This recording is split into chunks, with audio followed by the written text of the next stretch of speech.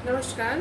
दर्शन की सीरीज़ में आज हम जिस महान विभूति की जो शैक्षिक दर्शन है, उनकी जो दार्शनिक विचारधारा है, जिसका अध्ययन करने का प्रयास करेंगे, वो है महात्मा गांधी, जो हमारे राष्ट्रपिता, बापू और बहुत सारे नामों से हम उनको जानते हैं। उनको महात्मा किसने कहा, उनको बापू किसने कहा, वो किस प्रकार से दक्षिण अफ्रीका में एक जो नस्लवेदी जो कह सकते हैं कि भारतीयों के साथ या जो वहाँ के लोगों के साथ जो बुरा बर्ताव हो रहा था, उसके खिलाफ लड़े।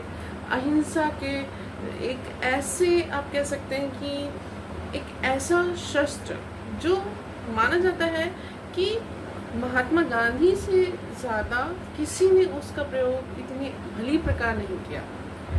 कभी न कभी इंसान को नाराज़गी होती है, गुस्सा आता है, वो शस्त्र उठाता है, वो चिल्लाता है, वो गाली गलौज भी दे पाता है। लेकिन एक ऐसा व्यक्तित्व जिसको ट्रेन में बहुत बुरा बर्ताव किया गया, उनको फर्स्ट से थर्ड में फेंका गया, फिर उनको बाहर फेंक दिया गया, या आप कह सकते हैं उनको पीटा गया, या उनको अभद्रता उनके साथ की गई, लेकिन वो मनुष्य डरा नहीं।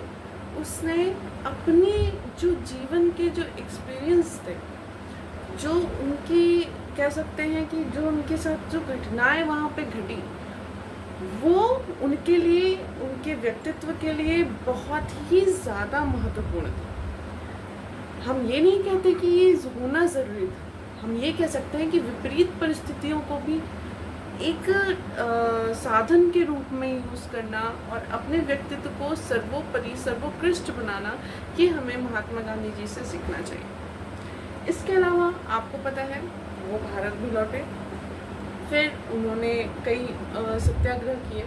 चंपारण से शुरुआत हुई बिहार से, और आप जानते हैं कि भारत छोड़ो आंदोलन तक उनका कैसे क्या स्टैंड रहा। ये क्वेश्चन बहुत ज़्यादा पूछे जाते हैं जीएस के तौर पे कि कब आए, कब गए वहाँ पे दक्षिण अफ्रीका, कब यहाँ पे वापस आए, या आप कह सकते हैं कौन सा पहला उनका सत्याग्रह था, दांडी मार्च हो गया, सविनय अवज्ञा हो गया। ये सारी चीज़ें तो जीएस के पॉइंट ऑफ व्यू से बहुत इंपॉर्टेंट है, पर इसके पीछे जो दार्शनिक विचारधारा है उसको भी हमें जानने का प्रयास करना चाहिए, जो कि कम शब्दों में हम नहीं कह सकते कि शॉर्ट वीडियो है ये।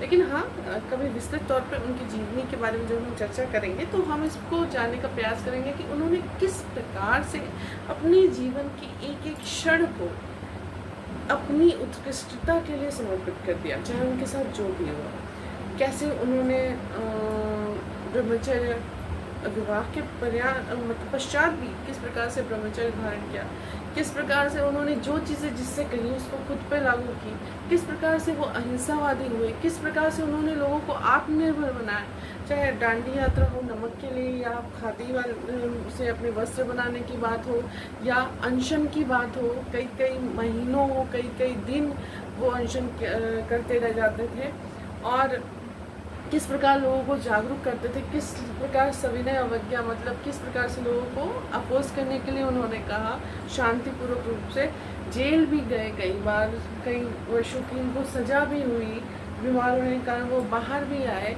और जेल में ही उन्होंने क्या किया, अपनी पत्नी को, अपने विशेष सचिव को खो दिया। तो इतना संघर्ष, इसलिए आज उनको पूजा जाता है। उसके बारे में हम विस्तृत रूप से किसी में अन्य वीडियो में चर्चा करेंगे, लेकिन हम उनकी दार्शनिक विचारधारा को जानने से पहले उनके जीवन को जानना हमारे लिए इम्पोर्टेंट था, इसलिए हमने इस बात पे चर्चा की। उनका सबसे इम्पोर्टेंट जो थॉट था, जैसे उनकी बुक है माय एक्सपेरिमेंट विद ट्रूथ, और कह सकते हैं कि जो उन्होंने अन्य पुस्तकें भी लिखी, श्रीमद् भागवत का उन्होंने बहुत अध्ययन किया, गीता माता के पुकारा, तो उस सब चीज़ों का निचोड़ जो था उनके जीवन में और भारत के ऊपर, भारत की विचारधारा, स्वतंत्रता के लिए लड़ने की विचारधारा शांतिपूर्वक रूप से हमको मिली, जहाँ पर सबसे इम्पोर्टेंट था सत्य। सत्य इसलिए जैसे कि आदर्शवाद में होता है दर्शन के अंतर्गत, तो सत्य ईश्वर स्वरूप है जिसका मार्ग प्रेम है, ये महात्मा गांधी का मानना है। सत्य ही ईश्वर है, हमें सत्य का ही साथ देना है और सत्य ही परम सत्य मतलब हमारा लक्ष्य है, जिसको जानना, जिसको प्राप्त करना ही हमारा ध्येय होना चाहिए। तो यहाँ सबसे इम्पोर्टेंट अगर महात्मा गांधी जी के अनुरूप देखें तो सत्य था, जो कि ईश्वर का स्वरूप है। दूसरा इम्पोर्टेंट पॉइंट इनका था अहिंसा। ये भी शिक्षा में भी इस सब चीज़ों को इन्होंने इंक्लूड किया। तो अहिंसा जो था, अहिंसा में पहले तो जैसे मांस, मदिरा, स्त्रियों के साथ कुछ भी गलत करना, तो ये सारी चीज़ों को परहेज करने का, क्योंकि उन्होंने प्रतिज्ञा ली थी अपने माता के सामने। और इसके अलावा संतुष्ट रहना, किसी के प्रति हिंसा न करना, किसी के साथ विवाद न करना, किसी को अपशब्द नहीं कहना, किसी के प्रति गलत विचार नहीं रखना, मानसिक रूप से, शारीरिक रूप से, आध्यात्मिक रूप से अहिंसा इनका मूल उद्देश्य रहा। और ये सादा जीवन उच्च विचार, आपको पता ही है, इनका जो जीवन था, इनका जो आचरण था, वो एक आदर्श आचरण था, जिसको हमें जानने की और समझने की आवश्यकता वर्तमान परिदृश्य में है। जो हम आजकल दिखावे के पीछे, कपड़ों के पीछे और खाने के पीछे, हर चीज़ के पीछे किसी न किसी का क्रेज़ होता है, उससे ऊपर उठने की बात यहाँ पे है, अगर हम इनके व्यक्तित्व को अपने में डालने का प्रयास करेंगे।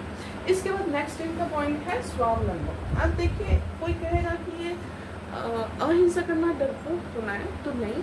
उन्होंने कहा अगर हमको डरपोक होने और हिंसा करने में, दोनों में अगर हमको चूज़ करना है, तो हमारा सबसे इम्पॉर्टेंट चीज़ ये होगा स्टैंड कि हम हिंसा करेंगे। मतलब यहाँ पे निर्भयता की बात की, साथ ही साथ स्वावलंबन की बात की। स्वावलंबन में उन्होंने हस्तशिल्प की बात की, बच्चों के लिए, छोटे बच्चों से इन्होंने स्टार्ट किया। इसके अलावा इन्होंने आत्मनिर्भर बनने के लिए और जो तात्कालिक शिक्षा था हमारी ज़रूरतों से मुक्ति के लिए, इसके अलावा उद्योग केंद्रित होने के लिए इन्होंने प्रोत्साहित किया।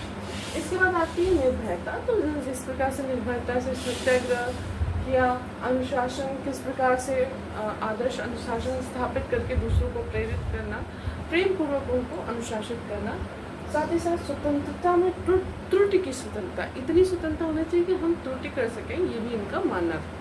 अगला पॉइंट है इनका आत्मज्ञान। तो जैसा कि इन सत्य ही ईश्वर है और हम ईश्वर के ही अंश हैं, और यही आत्मज्ञान जो भागवत गीता में है, उसको अगर आप भागवत गीता का अध्ययन करेंगे तो गांधी जी ने उसको अपने जीवन में पूर्णतः उतारा था।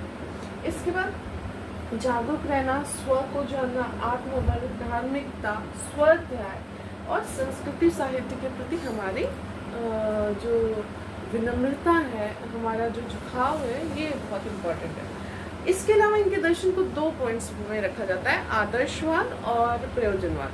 आदर्शवाद जो इनका सत्य ही ईश्वर है, यह सत्य ही हमारा परम लक्ष्य है, और प्रयोजन जो इन्होंने स्वावलंबन और मतलब आत्मनिर्भरता की बात कही, इसलिए। तो इसमें ब्रह्मचर्य, नैतिक, अनुशासित, विनयी, आत्मनिर्भर, सहिष्णु, सामंजस्यपूर्ण, सर्वोदय। अनुशासन क्या है? प्रेम पूर्वक। इसके अलावा विद्यालय सामुदायिक जीवन का केंद्र है। जैसे कि प्रयोजनवाद में माना जाता है समाज, वैसे इन्होंने माना कि विद्यालय सामुदायिक जीवन का केंद्र है, और किस प्रकार से इन्होंने शिक्षा को भी आगे बढ़ाने का काम किया।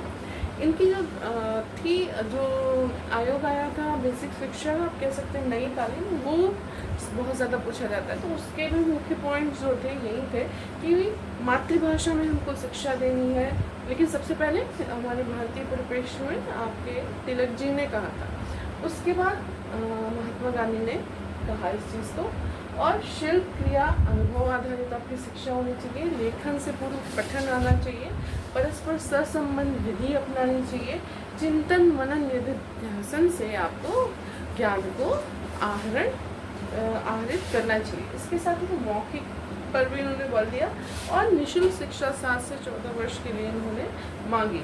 निःशुल्क शिक्षा इनसे पूर्व भी तिलक जी ने भी कहा था। और यहाँ पर इन्होंने तकनीकी, स्त्री को सर्वोत्तम निधि कहा और शुरू में को एजुकेशन और बाद में सेपरेट की बात कही। अव्यवरोधन को कम करने की बात की और सर्वांगीण, इस तरह से क्या कहा ना, सर्वांगीण व्यक्ति की सर्वांगीण नैतिक, चारित्रिक, शारीरिक, मानसिक सभी प्रकार के पक्षों का विकास करने की बात की। तो ये इनके दर्शन के कुछ महत्वपूर्ण पॉइंट है जो अक्सर क्वेश्चन में मिलते हैं। बाकी इनके जीवन जो शैली थी, इनके विचार थे, उसको हम विस्तृत रूप से नेक्स्ट वीडियो में अध्ययन करेंगे। धन्यवाद।